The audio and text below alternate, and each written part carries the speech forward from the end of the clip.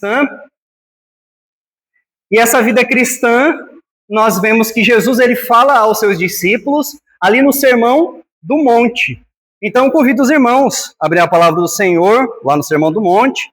Eu creio que até agora os irmãos já devem ter decorado pelo menos isso, que é Mateus, capítulo 5. É o início.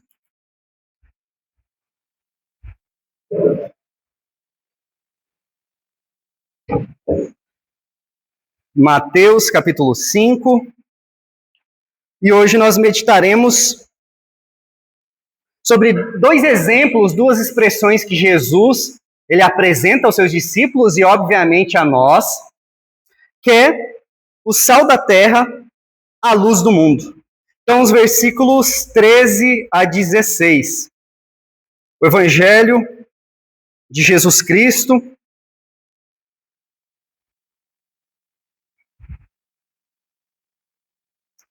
segundo Mateus, capítulo 5, versículo 13 a 16.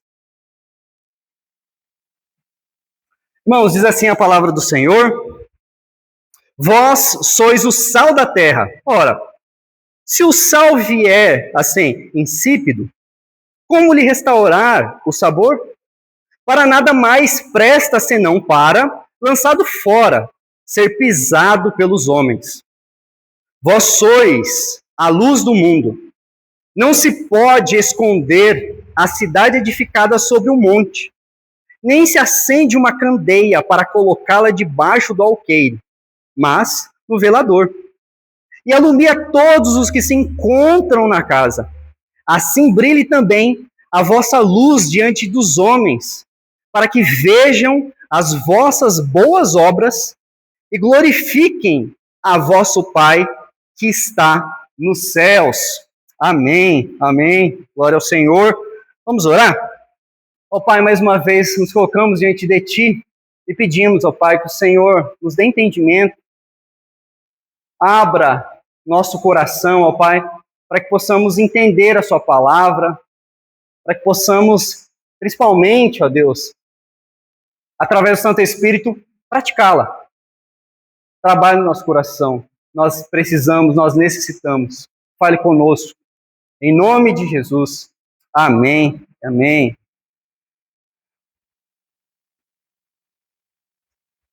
Meus irmãos, nós então, ao longo dessas bem-aventuranças, nós meditamos sobre esse início da identidade, o que de fato um discípulo do Senhor, o que de fato um servo do Senhor deve ser, mas não de forma legalista, não de forma religiosa, não de forma dos padrões humanos, mas segundo o que a palavra do Senhor expressa. Então Jesus ele faz então, diante desse que ficou conhecido, né, com Agostinho de Hipona, como o Sermão do Monte, ou o Grande Sermão do Monte. E ele então começa falando sobre um homem, sobre uma mulher, um discípulo, que é muito feliz. Uma pessoa que tem uma grande felicidade. E ele coloca pontos que não tem muito a ver com o mundo. Ele coloca pontos que, olha, não sei se o mundo vai aplaudir.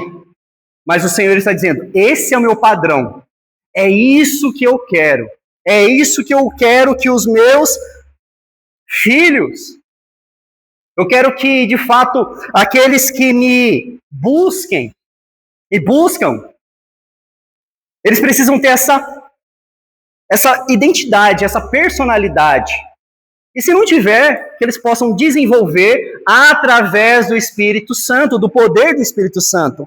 Então o Senhor, ele não começou estabelecendo exigências. Ele não colocou assim, olha, vou ao monte mais uma vez, assim como Moisés, porque é isso que Mateus está colocando aqui para que a gente possa entender. Lá no início do Sermão do Monte eu falei para os irmãos isso, essa comparação de Moisés indo ao monte, ouvindo a palavra de Deus, entregando a lei para o povo.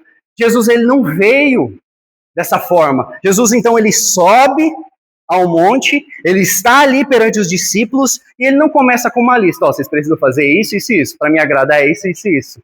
Não, ele revela a identidade. O que o cristão deve ser? O que o cristão ele deve de fato assim dizer? Isso pertence a mim. Sou eu. Isso me representa. É a minha identidade. Então ele mostrou, irmãos, que a graça produz no coração daqueles que pertencem ao Senhor uma transformação rica, uma transformação eficaz. E ele fala o que acontece. O que acontece? Essa pessoa ela entende que ela é pobre de espírito. Ou seja, eu dependo do Senhor. Eu preciso do Senhor para alcançar a salvação. Ele coloca pessoas quebrantadas, mansos, famintos por justiça, ou seja, ele não trata de um padrão que o homem alcança por esforço, mas agora ele está falando sobre uma realidade que é Deus que proporciona ao ser humano, através e que vem da graça de Deus. E aí a gente chega então, depois desse sermão das bem-aventuranças, Jesus agora ele olha para os discípulos mais uma vez e ele diz assim: vocês, discípulos, são sal. Vocês, discípulos, são luz. É o que esses versículos estão mostrando desse movimento muito claro, desse ensino de Jesus aqui. Porque na perspectiva de Jesus, não existe fé verdadeira que permaneça oculta, que fique sem alguém perceber, seja o teor, alguma coisa. Ou seja, não existe transformação real que não se manifeste. Toda transformação precisa mostrar, apontar. Isso é extremamente importante. E Jesus coloca diante de uma tensão que não pode ser ignorada. O pastor John Stott, ele afirmou certa vez o seguinte: a maior tragédia da igreja não é quando o mundo a rejeita. Não é. Mas quando o mundo não vê nela nada digno de ser rejeitado. Isso é muito profundo, irmãos. E entrando assim, de uma forma um pouco mais desconfortável, certa vez eu li o filósofo Nietzsche dizendo, mesmo sendo um crítico ao cristianismo, Nietzsche ele falou algo muito digno de observação, que expõe essa incoerência que precisamos considerar, olhar alguém, olhar os críticos. Olha o que ele fala. Se os cristãos querem que eu acredite em seu Redentor, eles precisam parecer mais redimidos. Perceba o peso diante disso, irmãos. Quando a identidade ela não se manifesta, o problema não é comportamental, não é aparência. Não é dessa forma, é algo espiritual. Porque Jesus aqui, segundo Jesus, a fé que nos une a Ele não é apenas algo que nos define diante de Deus, mas é algo que nos expõe diante do mundo também. Como o mundo vai nos enxergar. Ou seja, a questão não é se o cristão ele deve fazer a diferença. Se a gente começar a nossa argumentação por isso, é algo muito pobre. Será que o cristão deve fazer diferença? A nossa questão é, por que muitas vezes nós não fazemos diferença? Precisamos olhar desta forma. Por que muitas vezes nós não fazemos diferença? E essa verdade, esse constrangimento, irmãos, que o texto me obriga a encarar. Quando eu vejo, será que eu tenho sido? E a gente pode jogar de forma simples aplicações para esse texto. Então, porque aqui Jesus ele não está apenas dizendo o que deve fazer. Ele está revelando, irmãos, o que inevitavelmente nós somos. E ao mesmo tempo nós estamos vivendo. Ou seja, Jesus ele está sentado com seus discípulos. Há uma multidão? Sim. Mas ele está olhando para esses discípulos dizendo assim, olha, eu conheço o coração de vocês. E eu sei que muitas vezes não é tão bom, não. Se está distante de mim, não é bom. Vocês precisam ser desta forma. Então, para que a gente possa entender de fato o real peso dessas palavras, irmãos, precisamos olhar com atenção para que o momento de que Jesus disse. Então, o tema dessa noite, irmãos, é sal e luz, uma presença que não pode se esconder. Sal e luz, uma presença que não pode se esconder. É isso que é o grande resumo da nossa tese aqui. Irmãos, olhe para o versículo 13. Deixa aberto a Bíblia. Olhe para esse versículo. Dentro dessa realidade aqui, que Jesus ele faz uma afirmação. É muito interessante. Jesus ele não faz um convite. Ele não chega de mansinho, fala assim, o que vocês estão achando dessas bem-aventuranças, né? Ele não faz um convite. Jesus ele faz uma declaração, ele coloca, ele é firme, ele fala para os seus discípulos, vós sois o sal da terra. Então a primeira coisa, irmãos, que eu quero que os irmãos possam entender são duas ideias que veremos hoje nesse texto. Nesses textos aqui. No versículo 13, a primeira ideia que eu vejo, irmãos, é uma identidade que confronta a corrupção do mundo. Ou seja, o cristão ele precisa ter uma identidade que confronta a corrupção do mundo. E que de fato é essa corrupção? Vamos analisar, vamos ver o que é. Às vezes, quando a gente ouve pela primeira vez corrupção, a gente acha que é só política, né? Mas Jesus, ele vai além, irmãos. Jesus é tão maravilhoso, irmãos, porque ele não está preocupado no que você vai achar sobre ele. Ele quer falar sobre a verdade. Ele quer falar sobre a missão que ele veio prestar. O que ele veio mostrar diante ali daquelas pessoas, dos seus discípulos. Então ele olha para o coração, ele abre o seu coração e ele fala, é isso que é a realidade. Dói? Dói, mas eu sou aqui. Eu estou com você. Eu sou seu Senhor. Eu sou seu Salvador. Então, ele faz essa declaração. Vós sois o sal da terra. E eu quero que os irmãos gravem bem isso. Você não é um tipo ou você vai se tornar. Você é. Meus irmãos, quando Jesus ele usa essa imagem, ele não está falando de algo simples ou comum como a gente pensa hoje, né? Para nós, o sal hoje é um tempero da cozinha, faz parte ali da cozinha de todo mundo, é algo que já foi muito barato, né? Hoje depende, o mundo tem gourmetizado as coisas, né? Então você acha sal caro também, consegue achar sal bem com alto custo ali.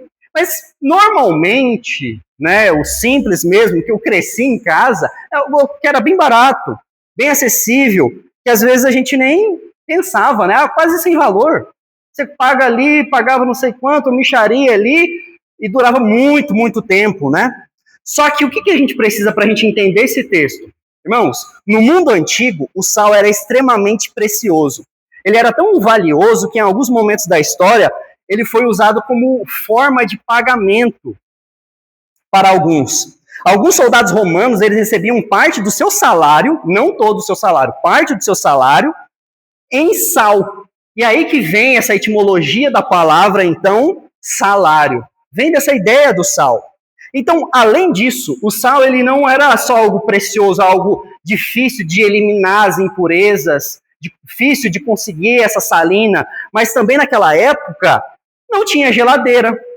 As técnicas de conservação moderna não existiam. Então, o sal ele era essencial para preservar alimentos, especialmente carnes. Então, sem o sal, tudo apodrecia rapidamente. Sem o sal, aquilo que foi tão custoso você caçar ou você conquistar, poxa, seria muito trabalhoso. Ou seja, o sal existia para retardar a decomposição ou a corrupção do tempo.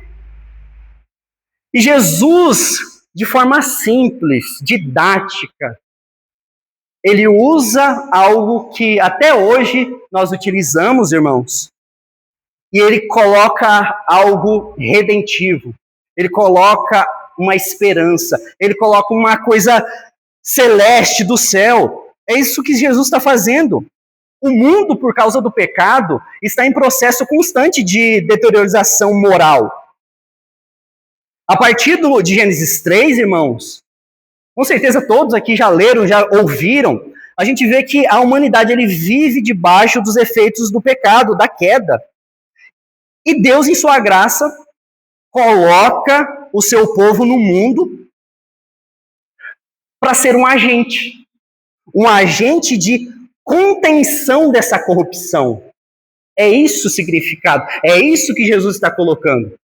Pela misericórdia, pela graça que o Senhor tem derramado na sua vida, o Senhor também retarda, o Senhor também ele apazigua as dificuldades, os problemas, o pecado, a busca desenfreada do ser humano ao pecado, à corrupção. Então nós somos agentes para essa contenção dessa corrupção. Agostinho de Hipona ele dizia que a presença dos justos na terra impede que o mundo mergulhe completamente no caos. Então, isso significa, irmãos, que você não é neutro. Significa que cristão não pode ser neutro. Não tem. Não é apenas mais um no ambiente. A sua presença, as suas escolhas, a sua maneira de viver, tudo isso entra em choque com a lógica natural do mundo. Quando você se apresenta, quando você mostra, de fato, o que você está vivendo. E Jesus ele faz um alerta muito sério para nós. Olha que Jesus coloca ainda no versículo 13. Dá uma olhada.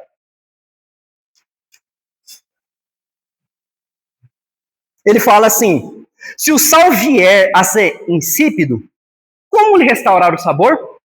Aqui Jesus aprofunda ainda mais a seriedade do que ele está dizendo. Ele está falando assim, ó, para nada mais vai prestar, senão para, lançado fora, ser pisado pelos homens.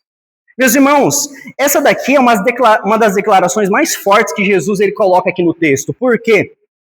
Porque ele está mostrando que o sal que perde essa função, preste bem atenção, o sal que perde a sua função, ele também perde o propósito. Se ele não tem função, ele não tem propósito. Alguns comentaristas bíblicos eles vão destacar que o sal da região do Mar Morto, ele era utilizado, porque assim, entre aspas, né, eu vou tentar explicar rapidamente, assim, o Mar Morto, se muitos não sabem, ele é fechadinho assim, e ele recebe muito, ele não tem outro lugar para sair. Então ele recebe as águas ali, né, do mar, e ali forma tanto sal, mas tanto sal, que ele então não tem vida, não tem oxigenação. E aí era um lugar propício, obviamente, para buscar esse sal, né? Então muitos comentaristas eles vão dizer isso sobre a região do Mar Morto. Ele era muito utilizado naquela época. Mas qual que era a questão do sal, dessas salinas, né, muitas vezes? Quando você chegava com o sal do Mar Morto, ele tinha aquela aparência incrível de um sal. Você via a aparência. Não tinha como você dizer isso daqui não é um sal. Mas, por causa das misturas, de impurezas, muitas vezes ele perdia as propriedades internas dele. Ou seja, você pegava aquele bloco, via um sal, só que quando você usava, ele não salgava, não funcionava, apodrecia a carne, ele não tinha eficácia nenhuma. Ou seja, ele parecia muito um sal, mas ele não tinha a mesma eficácia. Isso é muito profundo e muito simbólico, irmãos, porque Jesus não está falando de alguém que deixou de parecer cristão. Ele não estava dizendo isso, mas ele está falando de alguém que tem aparência, mas não tem a essência. Ou seja, você olha e você fala, não tem como dizer que essa pessoa não é cristão. Olha o jeito dela, a forma que ela fala, o jeito que ela se veste. É claro que ela é cristã, mas ela não tem essência, ela não tem o comprometimento, ela não tem, de fato, o espírito, o vigor. Ela é um ator. Ela é uma pessoa ali, não tem essência.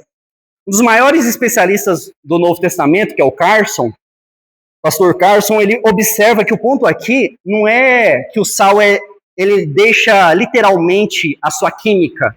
Então você olha, você pega, coloca no laboratório, você fala assim, poxa, de fato é sal.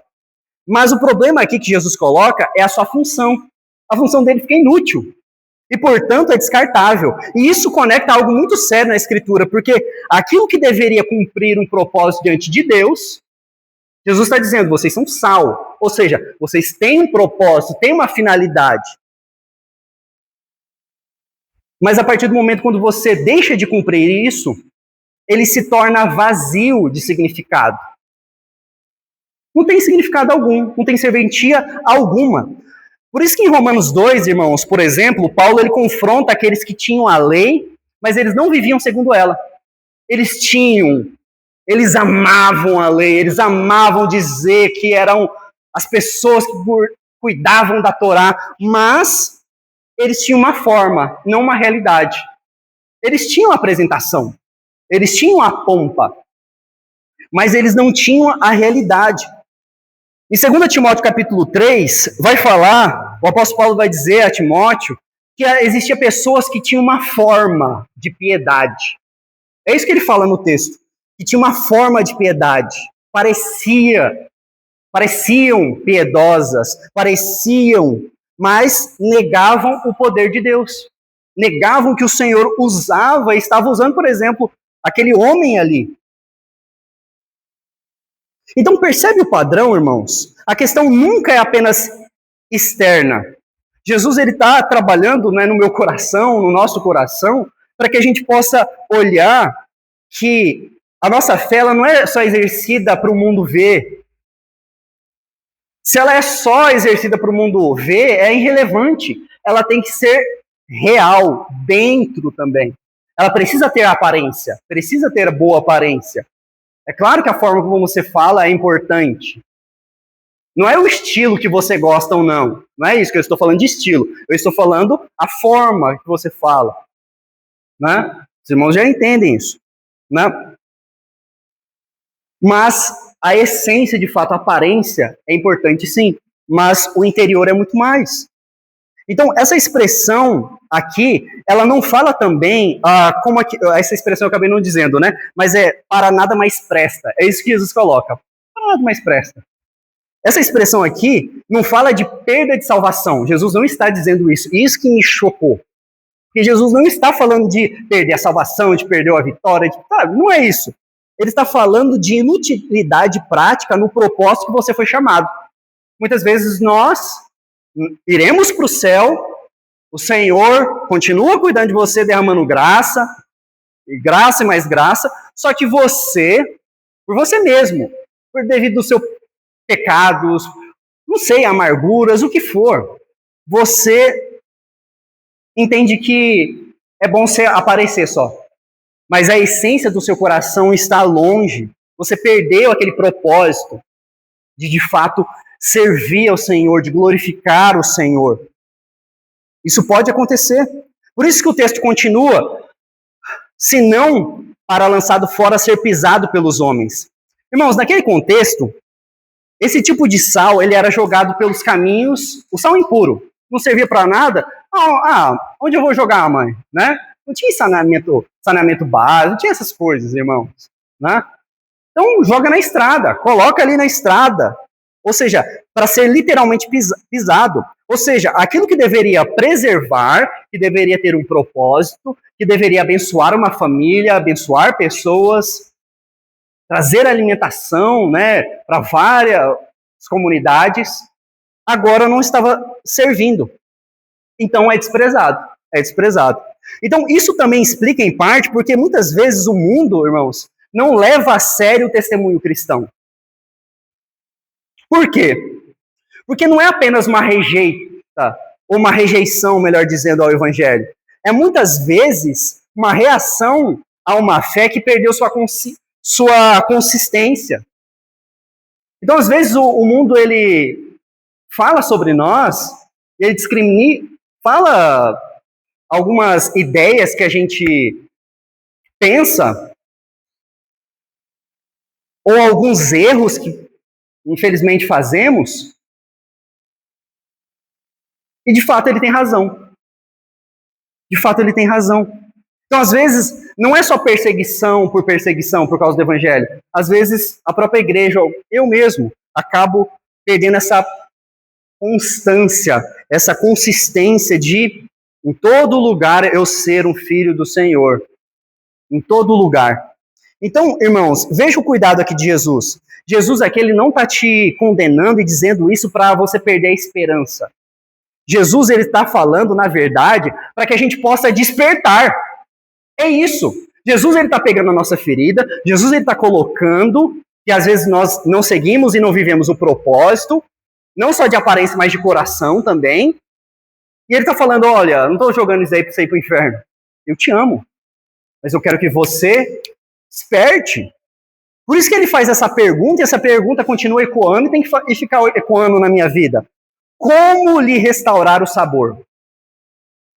Essa pergunta nos leva a uma reflexão espiritual muito profunda, irmãos. Se a nossa vida perdeu força espiritual, a solução não está em jogar mais sal. Então, as pessoas não estão achando que eu sou tão crente. Então agora eu vou ter que ficar mais quietinho. Né? Vou me vestir melhor, usar roupa social, porque eu preciso parecer. Mas na verdade a crítica das pessoas não é só a roupa, não é a forma como você fala, não são suas brincadeiras. Na verdade é a forma que você se comporta mesmo. É a forma e a conversa onde você leva, as maledicências, coisas que realmente está dizendo. Então, se sua vida perdeu essa força espiritual, a solução não é colocar mais sal, não é parecer mais sal. A solução, irmãos, é voltar à fonte que transforma. A solução é se entregar para Cristo de novo e falar, calma aí, preciso alinhar o meu coração. E a fonte é Jesus Cristo. Porque nele é que a nossa identidade é restaurada. A gente precisa sair essa noite lembrando disso. Não é, ou não são em coisas que eu vejo na internet, desafios que um médico colocou que vão fazer com que eu seja uma pessoa melhor. Desafio de acordar 5 horas da manhã, 4 horas da manhã, às vezes ajuda sim, você ser mais disciplinado em outros aspectos da sua vida, mas o que realmente vai restaurar a sua identidade por completo e de forma plena é Cristo. É voltar a entender que eu preciso de um propósito de novo. Ao longo da história, irmãos, nós vemos isso acontecendo de forma prática. Eu não sei se os irmãos já viram esse exemplo, mas é um claro exemplo do que significa na história mundial sobre o que é ser sal. Já ouviram falar de William Wilberforce? Ou Wilberforce? Esse homem, talvez vocês não saibam o nome, né? Mas com certeza alguma coisa dele vocês devem saber. Esse homem ele viveu no século XVIII, na Inglaterra. Ele nasceu em 1759 e ele se tornou, ainda jovem, membro do parlamento inglês. E antes da sua conversão, ele era um homem que apresentava no parlamento, com seus 20 e poucos anos ali, um homem de influência, respeitado, inserido na elite política, só que ele era superficial na fé. Uma fé muito superficial, ele não tinha um encontro de fato com o Senhor. Só que em 1785, tudo muda. Ele passa por uma conversão genuína. E nesse período, ele se aproxima de um homem, de um pastor chamado John Newton. John Newton, ele tem uma história curiosa. Ele era ex-traficante de escravos. E ele havia sido transformado pela graça preciosa, redentora do Senhor Jesus Cristo. E além disso, ele se tornou pastor. Além de ser pastor, além de ter essa vida transformada, ele foi o autor de vários hinos. Um deles é Amazing Grace. Graça maravilhosa. John Newton escreveu. Perceba o peso disso. Alguém que participou do sistema, um sistema terrível, agora aconselha alguém que estava dentro do poder. Após a sua conversão, Wilberforce ele pensou em abandonar a política. Eu não quero me envolver mais com isso. Só que o pastor Newton, John Newton, ele orientou ele a permanecer. E ele entendeu que a sua fé não era, e não estava chamando ele para fugir, mas para influenciar. Naquela época, irmãos, o tráfico de escravos era algo normalizado. Os irmãos sabem muito bem disso. Era aceito, era extremamente lucrativo. William Wilberforce, ele decidiu lutar contra isso. Por convicção, para a glória do Senhor. E não foi rápido, irmãos. Foi cerca de 20 anos, melhor dizendo, quase 20 anos de luta no parlamento. Ele enfrentou anos de oposição, anos de derrota, mas ele permaneceu fiel até que em 1807 o tráfico de escravos foi abolido no Império Britânico.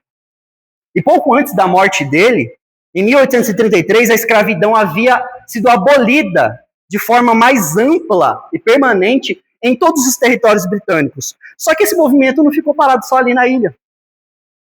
Ao longo do século XIX, essa mudança começou a influenciar outras nações, inclusive o Brasil, que aboliu a escravidão em 1888. Ou seja, irmãos, a graça que transformou John Newton, sustentou Wilberforce e por meio dele impactou nações inteiras. Se você não entendeu ainda o que é sal, isso é sal.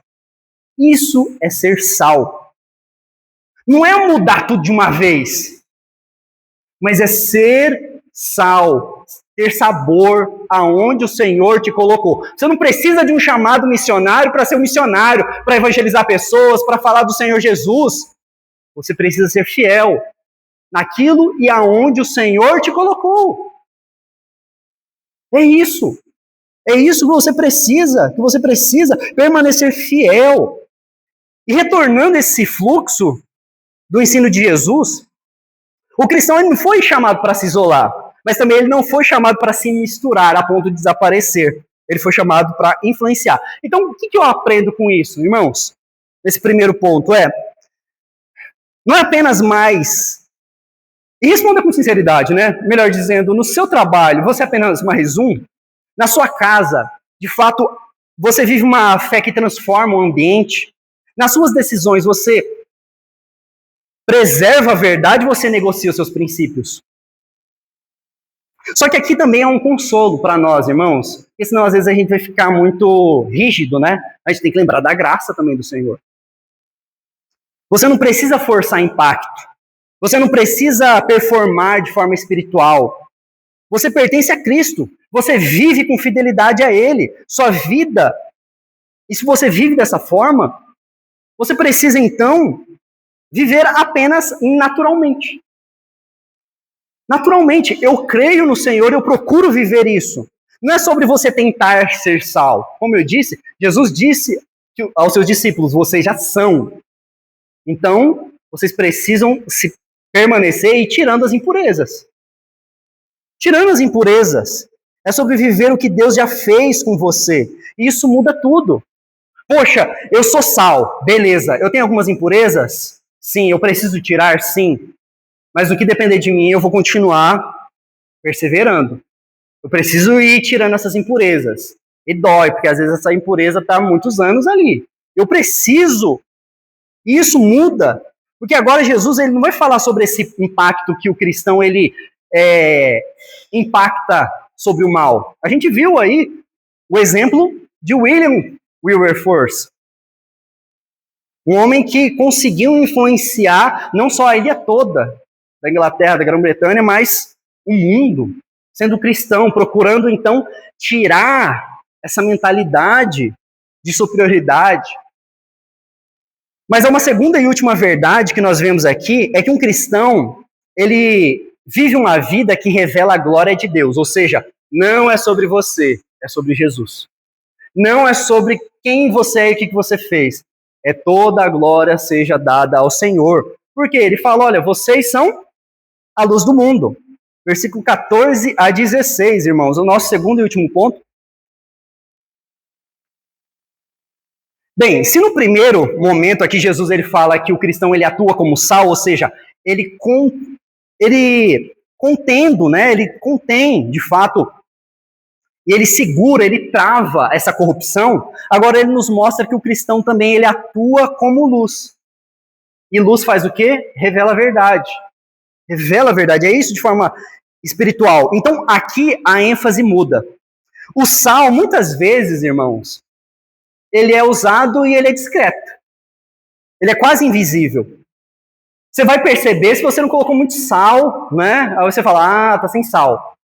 Mas se tá certinho do ponto que você gosta, o que que acontece? Você nem percebe, você continua conversando, comendo, tranquilo.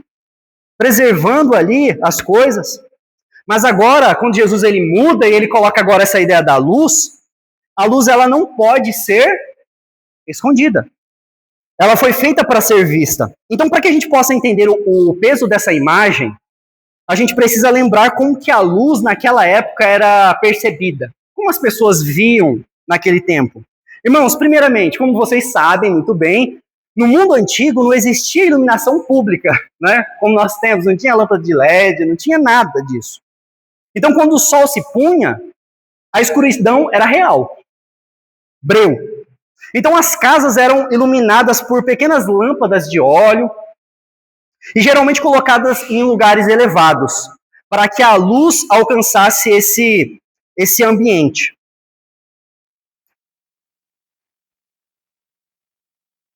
Então, quando eles olham para essa luz, e para essa luz ficar no alto, eles entendiam que não fazia sentido acender uma lâmpada e esconder. Seria um desperdício. E é exatamente isso que Jesus está falando. Jesus, ele mais uma vez, de forma maravilhosa, de forma assim, tremenda, ele usa uma coisa tão simples que eles estavam usando também no dia a dia, e ele usa algo grandioso, algo que mostra as verdades eternas. Ele fala, a vida de quem pertence a ele não foi feita para ser invisível. Essa é a ideia.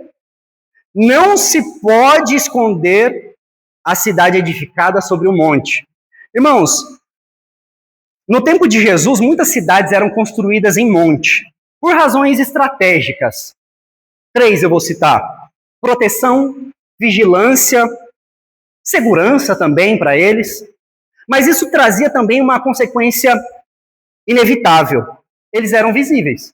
Estava no alto, era visível. Especialmente à noite, quando aquelas luzes começavam então a aparecer nas casas. Então, aquela cidade, ela começava a se destacar então nas alturas, naquele monte, se destacar diante daquelas pequenas luzes que estavam ali em algumas casas. Então não é uma questão de esforço, é uma questão de reação da natureza mesmo, uma questão da natureza. Ela simplesmente não poderia ser ignorada. Então Jesus, ele pega e aplica esse entendimento à vida do discípulo. Não é que ele tenta parecer, é que pela própria realidade daquilo que ele é, ele se torna visível. Ele não faz isso de forma forçada. É natural para ele. Ele não tem uma espiritualidade forçada. Ele não quer impactar pessoas com o jeito que ele adora, o que for. Não estou dizendo que levantar a mão é errado, tá? Bater palmas é errado. Até eu tenho um sonho da igreja um dia bater palma. Né? Mas isso daí talvez vai demorar um pouquinho.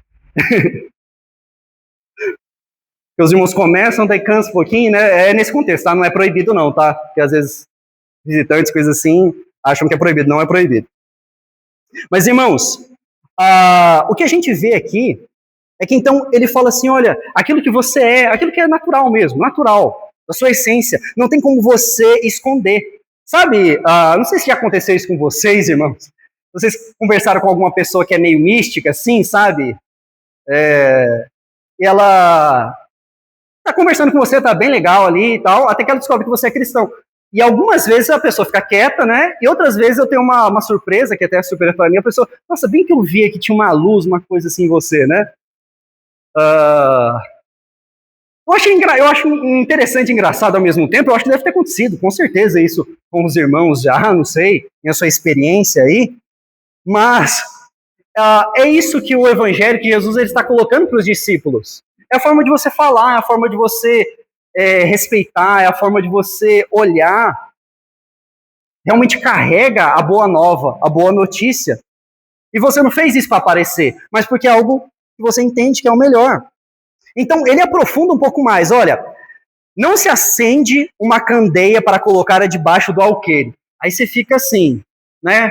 Eu ficava assim, né? Pensa só, eu sou do Mato Grosso. Então, alqueire, para mim, é terra. Realmente, Jesus está certo. Não faz sentido eu pegar a luz e colocar debaixo da terra. Não sei, eu achava que era algo assim, né? Só que daí eu fui estudar, olhar o contexto histórico, irmãos, e aí a gente vê, né, como que as coisas vão mudando de significado, de sentido, né? O que significa um alqueire? Na antiguidade, nos tempos de Jesus, era uma bolsa. O alqueire era isso, uma bolsa. Ou depois virou um cesto também, como se fosse um cesto, um vaso, assim, sabe?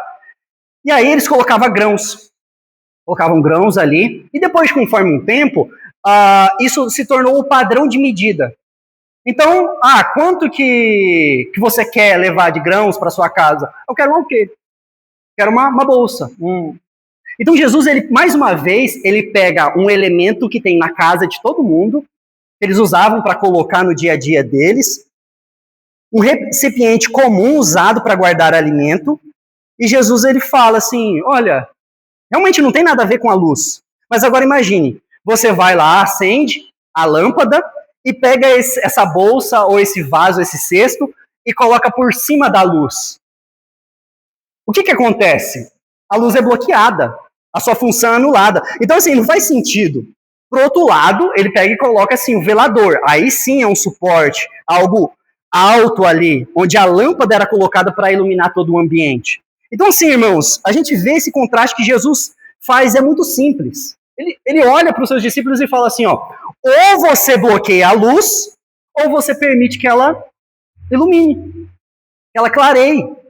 Então, a questão aqui não é apenas ter luz, mas se ela está cumprindo a sua função. Mais uma vez ele vai falar sobre função.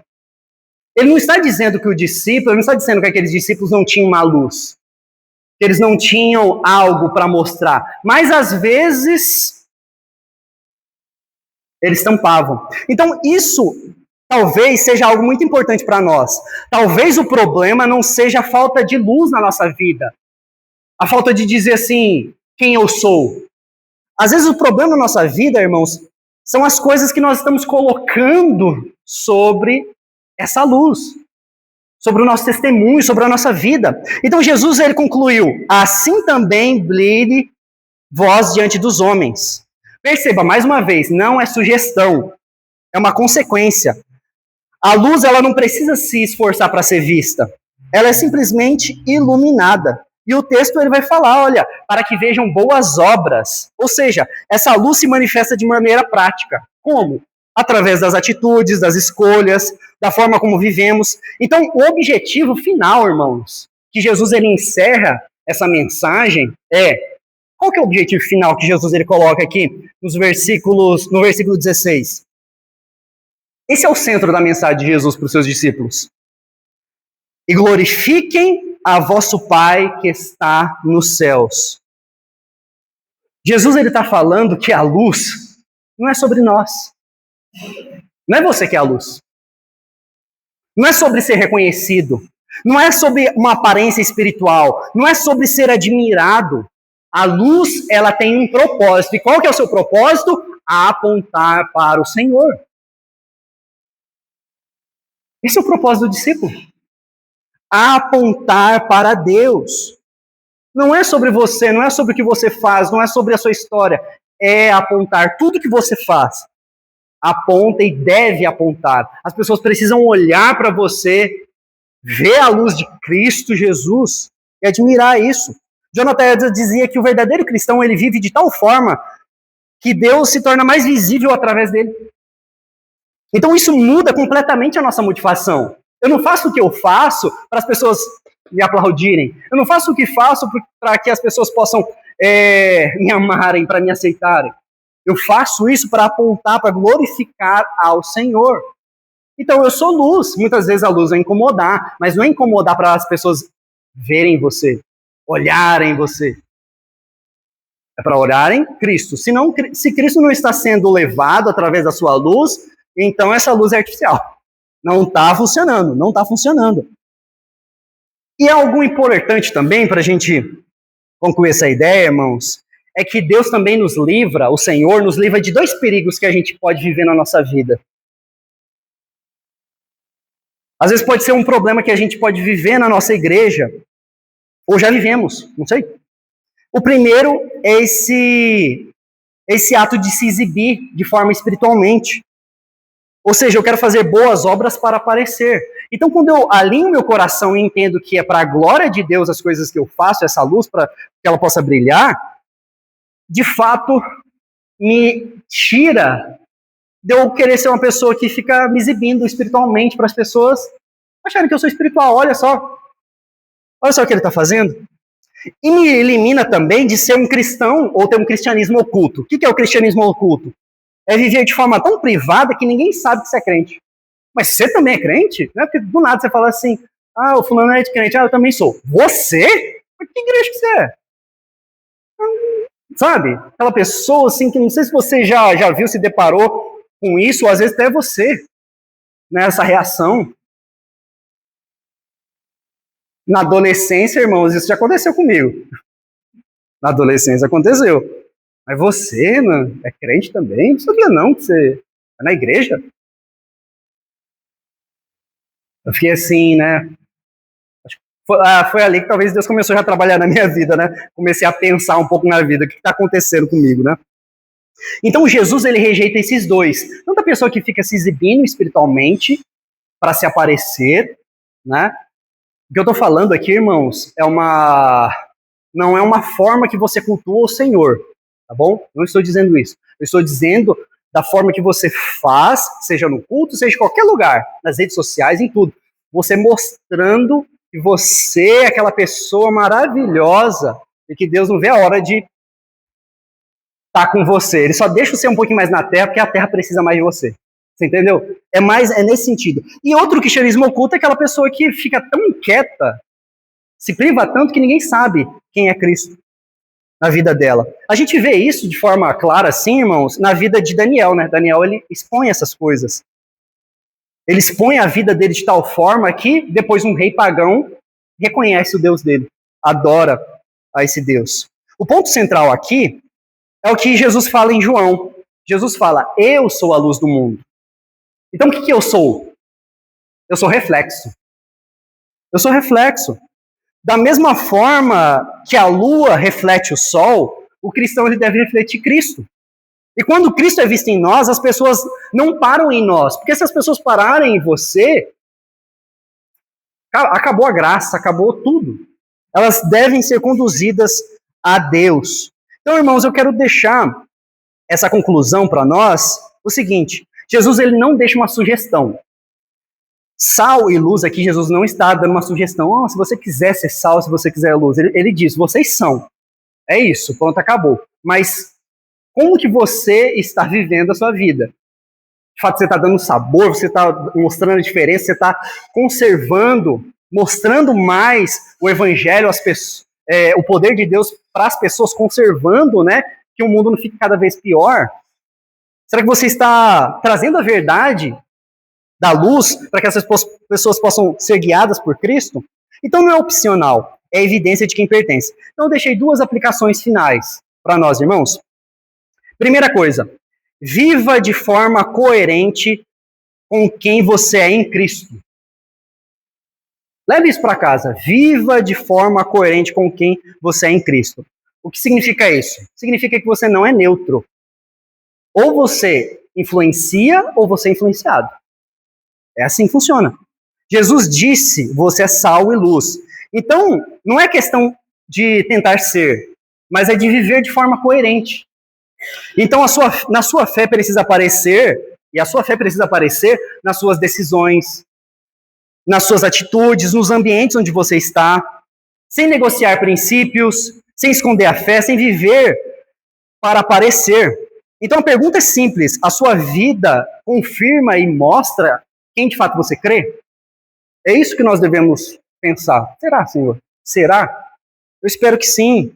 O Senhor, remove essas coisas da minha vida. E a última é, remova o que está impedindo a sua luz de brilhar. Quando eu escrevi isso daqui, eu falei assim, nossa, vou ter que explicar, porque senão pode ser uma frase coach, né? Uma frase motivacional, né? Remova o que está impedindo sua luz brilhar. Então, se aquela pessoa...